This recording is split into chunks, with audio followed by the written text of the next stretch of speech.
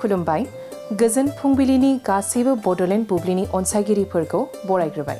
दिनै 4 डिसेम्बर समबारनि फान्जामुथिखौ फरायथिनो लादों आं सांग्रिला नार्जारिया।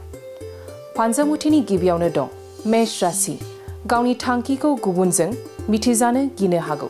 गुबुनजों गोरोबनाय नङा, हारसिं थानो गोसो जागोन।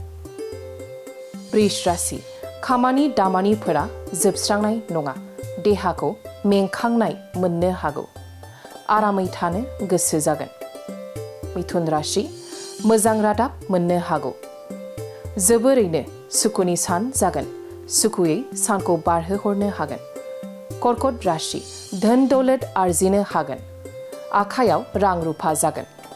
बेफार फालांगि बायदियाव मुलाम्फा जागोन। सिंह राशि। मावनो लानाय खामानिफ्रा जाफुंनाय नङा, जेंनाफोरा जोबस्रांनाय नङा, माबा मोनसे खहा जानो हागौ। कन्या राशि। देहायाव सानाय सुनाय जानो हागौ, गोजोनै थानो हानाय नङा, असान्थियै साना बारलांगोन। तुला राशि। रंजा बाजा समखौ बारहोहरनो हागोन, गोजोन सुखु फैगोन, मोजां रादाब मोननो हागौ। वृश्चिक राशि।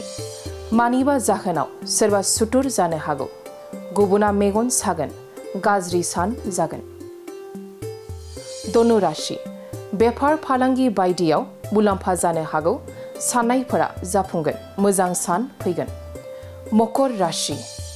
नांगौखौ मोनफुंनो लुगैगोन, गोसोखौ असान्थि मोनगोन, गुबुनजों गोरोबनाय नङा। कुम्भ राशि। मोजां हाबा मावना लानो हागोन, मान सन्मान मोननो हागोन, गुबुनखौ गियान होनो हागोन। मीन राशि। नखराव बिफानि सुखु फैगोन, अनज्लायनानै थानो हागोन, मोजां सान जागोन। दिनै सानसेनि राशि फरायथिनाया एसेनोसै।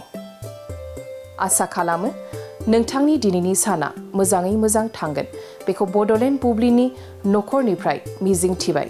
दानिया फैदो नोंथांनि फान्जामुथिखौ बड'लेण्ड बुब्लिनि गेजेरजों मिथिना लानि। गोजोन्थों। सना रुफा आरो हिरानि जुवेलारि गाननो मोजां मोनग्रा सुबुंफोरनि थाखाय गोजोनथाव खौरां।